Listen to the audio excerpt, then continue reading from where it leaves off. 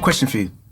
What headphones are you using to mix or make beats, or are you using studio monitors? I know there's like a lot of people will be like, you can't mix on headphones and you're only supposed to use studio monitors, but if you're like me, you like to use headphones because once you put them on, you're in the zone, no one can disturb you. Headphones on, world off. And not all of us have got the luxury of a big studio space where your room's acoustically treated and you've got all the amazing studio monitors and you've got the clean sound and the dead room, and yeah, not everyone's got that, so sometimes you have to make do with headphones.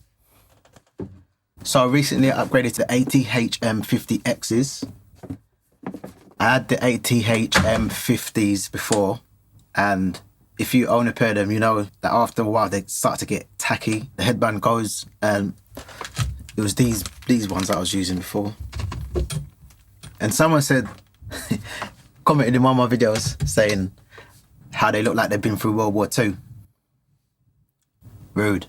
So if you've got them headphones and the headband started to fray and whatnot, go to Amazon. I've got a link in the description. Yeah, it's my affiliate link, but it don't cost you no more. It just helps with the channel. It's cheap as chips. Put that on and get it looking fresh again, if that's what you want to do. So I'm just going to do a quick overview, review these ATHM50Xs and just talk about them. Maybe you're thinking about buying them, maybe not. Maybe it's something you're thinking about purchasing in the future. So yeah, let's just go through it in this video.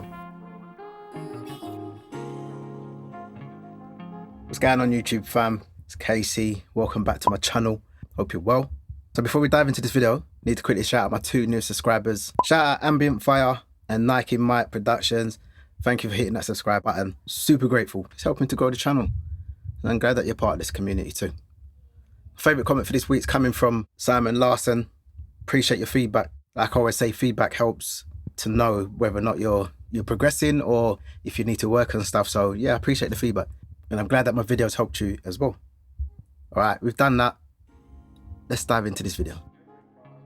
So I made the upgrade, got some ATHM50Xs from the ATHM50s. Reason being is because I purchased SonarWorks just to help with my mixes and how my mixes are translating on other platforms. So for some reason the SonarWorks didn't have the option for the ATHM50s, which was a good enough reason for me to make the step up. Tried so many other different headphones. I tried the HD25s. Yeah, I tried the HD25s when I'd seen one of my tutors using them when I was at college, and I thought, yeah, because he's using them and he's mixing in them, maybe I should get some of them.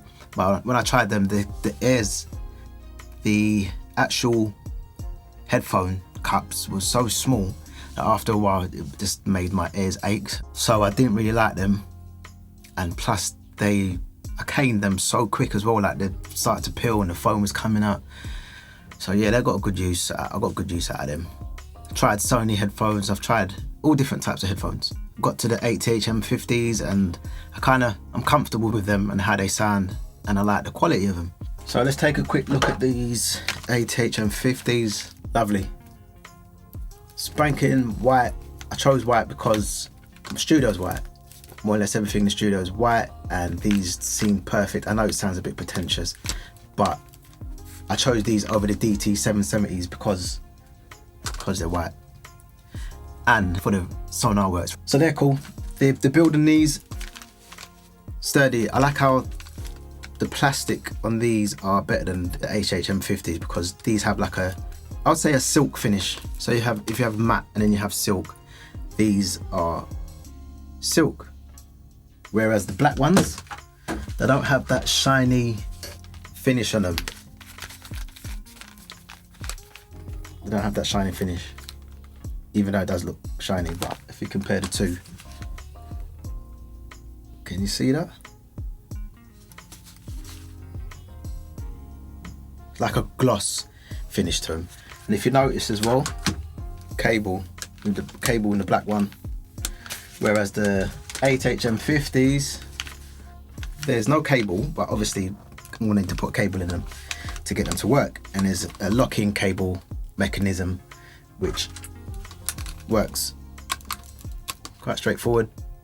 Push it in, twist, and it's locked. And that's cool as well, because if you're traveling and you're trying to fit them inside the nice little carry case that it comes with, the little pouch, then it's it's gonna fit in there nicely. Not saying that it wouldn't fit in there with the cable on, but you get what I'm trying to say. It comes with 3 different cables. So you got the long curly one, which is cool, I suppose. It's okay. I kind of didn't really like the swirly business on the curly wire. Then you've got a long cable, and then you've got a shorter cable, which for me, the shorter one is cool because it, I don't know, just takes up less space, and from where I'm sitting to where the headphones are being plugged in, I don't need all of that cable. But if you need a lot of cable, then you have options, my friend. Plenty of options. Obviously that can pull out longer if you want it to. Now, I mentioned earlier about the headband. Someone mentioned how it looked like it had been through World War II. I'm not looking forward to when it starts to flake and scrape off, but it did take a while for it to do that. And this is the zip headband that you can get off of Amazon. It just zips on. I'm not going to take it off because it's a bit of a faff to sort that out. Yeah, it just neatens it up a bit. Obviously with the new ones, it's just fresh. But like I said, I'm not looking forward to when it starts to flake and scrape. Hopefully, I don't know, maybe they change the design where that doesn't happen, but I've seen a few people wearing their headphones in the studio and it looks all flaky on the headband. So like I mentioned with the HD25s, they had a really small cup, whereas these, they fit right over your ears. So if you're making beats for a long time, or you just like to listen to music, you're just a lover of music and you want some decent headphones that's comfy, and these are the ones, because look how wide they are. Now my ears are quite small, you might have bigger ears, maybe they won't fit inside, but they are a decent enough size to get your ears in them. It got the soft cushions on the outside, so it's comfortable for long periods of time, which if you're making beats or you're mixing, perfect. I know the DT770s, well, I haven't got a pair of them. They'll probably be my next purchase, just so I've got like ones to just compare my mixes and see how they're translating on 2 different ones. But they look like they've got some kind of fur or something.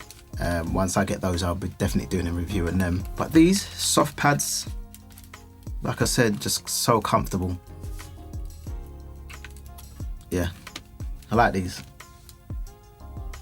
So let's talk about the sound. So without getting too technical about the frequency response of these headphones, they produce a nice, rich sound.